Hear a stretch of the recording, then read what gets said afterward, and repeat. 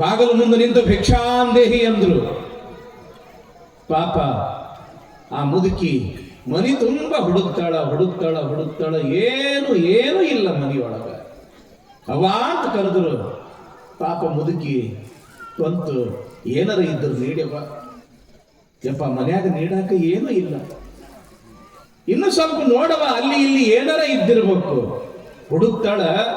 ಒಂದು ಒಣಗಿರ್ತಕ್ಕಂಥ ನೆಲ್ಲಿಕಾಯಿ ಸಿಗ್ತದ. ಒಣಗಿರ್ತಕ್ಕಂಥ ನೆಲ್ಲಿಕಾಯಿ. ಯಪ್ಪ ನೆಲ್ಲಿಕಾಯಿ ಅದ ನೀಡವ ಅಂತ ಹೇಳಂದ್ರು ಶಂಕರಾಚಾರ್ಯರು. ಯಾವಾಗ ಶಂಕರಾಚಾರ್ಯರಿಗೆ ಅದನ್ನೇ ನೀಡಿದಳು, ಹೊರಗಿರ್ತಕ್ಕಂಥ ಶಂಕರಾಚಾರ್ಯರು ಗುಡಿಸಲು ಒಳಗೆ ಬಂದು ಲಕ್ಷ್ಮಿಯನ್ನ ಪ್ರಾರ್ಥನೆಯನ್ನ ಮಾಡ್ತಾರ. ಲಕ್ಷ್ಮಿಯನ್ನ ಸ್ತೋತ್ರ ಮಾಡ್ತಾರ, ಪ್ರಾರ್ಥನೆಯನ್ನ ಮಾಡ್ತಾರ. ಆ ಗುಡಿಸಲೊಳಗೆ ಲಕ್ಷ್ಮಿ ಪ್ರತ್ಯಕ್ಷ ಆಗ್ತಾಳ. ಏನ್ ಬೇಕು ಶಂಕರ ಅಂತ ಕೇಳಿದ್ರ, ಪಾಪ ಈ ಮುದುಕಿ ಬಹಳ ಬಡವಿ ಅದಾಳ, ಅದಕ್ಕೆ ನನಗ ಇಂಥ ಬಡತನದಾಗೂ ಕೂಡ ಒಂದು ನೆಲ್ಲಿಕಾಯಿ ನೀಡಾಳದ ಬಳಕ ಈ ಮನೆಯೊಳಗ ಬಂಗಾರದ ನೆಲ್ಲಿಯ ಮಳೆಯನ್ನು ಸುರಿಸುವಂತ ತಿಳ್ಕೊಂಡು ಶಂಕರಾಚಾರ್ಯರು ಕೇಳಿದಾಗ, ಲಕ್ಷ್ಮಿ ಬಂಗಾರದ ನೆಲ್ಲಿಯ ಮಳೆಯನ್ನು ಸುರಿಸಿದಾಗ ಆ ಗುಡಿಸಲೆಲ್ಲ ಬಂಗಾರದಿಂದ ತುಂಬಿ ಹೋತಂತ. ಯಾಕ ಅಂತಂದ್ರ ಆ ಕೊಡೋದ್ರೊಳಗಟ್ಟ ಶಕ್ತಿ ಅದ. ದಾನೇನ ಭೂತಾನಿ ವಶೀಭವಂತಿ. ಬಾವಿಯೊಳಗ ನೀರಿರ್ತಾವ, ಒಂದು ಕೊಡ ನೀರು ಜಗದ್ರಿ ಅಂತಂದ್ರ ಕಡಿಮೆ ಆಗ್ತವೇನು, ಮತ್ತೆ ಝರಿಗಳ ಮುಖಾಂತರ ಮತ್ತೆ ಬರ್ತದ. ಒಂದು ಹಂಡೆ ತೆಗೆದ್ರು ಕಡಿಮೆ ಆಗ್ತವೇನು, ನೀವು ಹೆಂಗ ತೆಗಿತೀರಿ ಹಂಗ ಬರ್ತದ. ನಾವು ಒಂದು ಕೈಯಿಂದ ದಾನ ಮಾಡಿದ್ರೆ ಪರಮಾತ್ಮ 10 ಕೈಯಿಂದ ದಾನ ಮಾಡ್ತಾನ. ಅದಕ್ಕೆ ದಾನಕ್ಕೆ ತನ್ನದೇ ಆಗಿರ್ತಕ್ಕಂಥ ಒಂದು ಪವಿತ್ರತೆ ಅದ. ಇಂಥ ಒಂದು ಊರಾಗ ಇಂಥದೊಂದು ಗುಡಿ ನಿರ್ಮಾಣ ಆಗ್ತದ, ಇಂಥ ಒಂದು ಮಹಾದ್ವಾರ ನಿರ್ಮಾಣ ಆಗ್ತದ, ಏನದು ಕಳಸಾರೋಹಣ ಆಗ್ತದ, ಮೂರ್ತಿ ಪ್ರತಿಷ್ಠಾಪನೆ ಆಗ್ತದ, ಬಸವ ಪುರಾಣ ನಡೀತದ. ಸಾವಿರಾರು ಜನ ಇಲ್ಲಿ ಬಸವ ಪುರಾಣ ಕೇಳ್ತಾರ ಅಂತಂದ್ರ ಇದು ಯಾವ ಪುಣ್ಯ ಅಂತಂದ್ರ ನೀವು ಮಾಡಿರ್ತಕ್ಕಂಥ ದಾನ ಧರ್ಮದ ಪುಣ್ಯ. ಅದು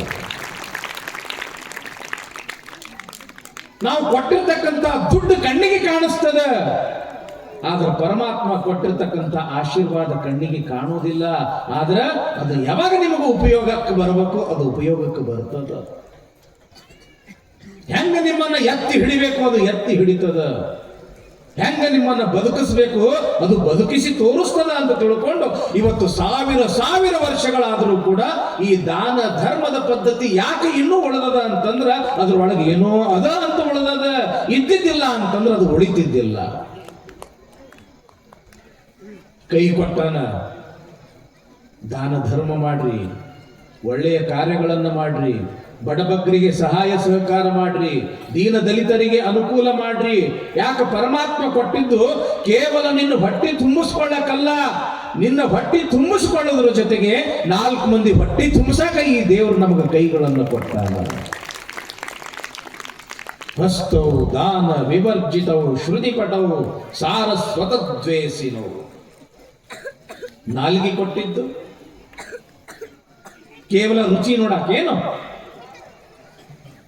ಶಿವ ಶಿವಲಿಂಗೇಶ ಖಂಡೇಶ ಸಂಗಮೇಶ ಅಂತ ತಿಳ್ಕೊಂಡು ನನಗೆ ಬಹಳ ಖುಷಿ ಅನ್ನಿಸ್ತು.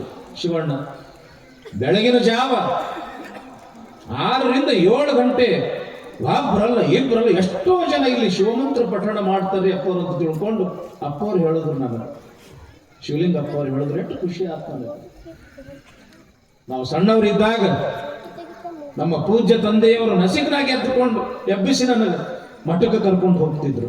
ಅಲ್ಲಿ ಅಪ್ಪವ್ರು ಪಾದಪೂಜೆ ನಡೀತಿತ್ತು,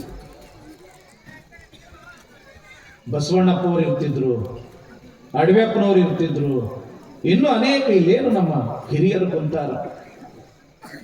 ಎಲ್ಲರೂ ಕೂಡಿ ಆ ಮಠದೊಳಗೆ ಅಪ್ಪವ್ರ ಪಾದಪೂಜೆ ಮಾಡಾಕತ್ತರ. ಶಿವ ಶಿವಲಿಂಗಪ್ಪ ಅವರನ್ನ ನೋಡಿರ್ತಕ್ಕಂಥ ಈ ಕಣ್ಣು ಧನ್ಯ. ಯಾಕ ಅಂತಂದ್ರ ಶಿವಲಿಂಗಪ್ಪ ಅವರು ಯಾರಿದ್ರು ಅಂದ್ರೆ ನಾವು ಸಾಕ್ಷಾತ್ ಪರಮಾತ್ಮನೇ ಇದ್ರು.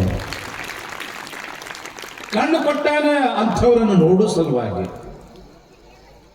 ತಂದೆ ತಾಯಿಯನ್ನ ಪ್ರೀತಿಯಿಂದ ಕಾಣುವ ಸಲುವಾಗಿ, ನಾಲ್ಗೆ ಕೊಟ್ಟಾನ ಒಳ್ಳೆಯದನ್ನ ಮಾತಾಡೋದ್ರ ಸಲುವಾಗಿ, ಕಿವಿ ಕೊಟ್ಟಾನ ಒಳ್ಳೆಯದನ್ನ ಕೇಳೋದ್ರ ಸಲುವಾಗಿ, ಕಾಲು ಕೊಟ್ಟಾನ ಒಳ್ಳೆಯದ್ರ ಕಡೆಗೆ ಹೋಗೋ ಸಲುವಾಗಿ, ಪಟ್ಟಿ ಕೊಟ್ಟಾನ ದುಡಿದು ತುಂಬಿಸ್ಕೊಳ್ಳುವ ಸಲುವಾಗಿ, ತಲೆ ಕೊಟ್ಟಾನ ಒಳ್ಳೆಯ ವಿಚಾರಗಳನ್ನು ಇಟ್ಟುಕೊಳ್ಳುವ ಸಲುವಾಗಿ, ಹೃದಯ ಕೊಟ್ಟಾನ ಯಾವುದೇ ರೀತಿಯ ಭೇದ ಭಾವ ಮಾಡದೆ ಎಲ್ಲರೂ ನನ್ನವರು ಅಂತ ಅಪ್ಪಿಕೊಳ್ಳುವ ಸಲುವಾಗಿ ಪರಮಾತ್ಮ ಇಷ್ಟೆಲ್ಲ ನಮಗೆ ಕೊಟ್ಟು ಬಿಟ್ಟಾನ.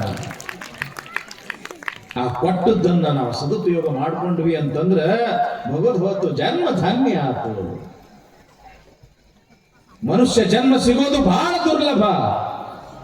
ಸಿಕ್ಕದ ಅಂತಂದ್ರ ಸದುಪಯೋಗ ಮಾಡ್ಕೊಂಡ್ವಿ ಅಂತಂದ್ರೆ ಮುಗಿದ ಹೊತ್ತು ಧನ್ಯ ಧನ್ಯ ಈ ಜೀವನ ಎಂಬತಕ್ಕಂಥ ಮಾತನ್ನ ಇಲ್ಲಿ ಪೀಠಿಕಾದೊಳಗೆ ಹೇಳ್ತಾ, ಇನ್ನು ಪುರಾಣ ಭಾಗದೊಳಗೆ ಏನು ಬರ್ತದೆ ಅನ್ನೋದನ್ನು ನಮ್ಮ ಗವಾಯಿಗಳನ್ನು ಹಾಡನ್ನ ಹೇಳ್ತಾರೆ. ನಂತರ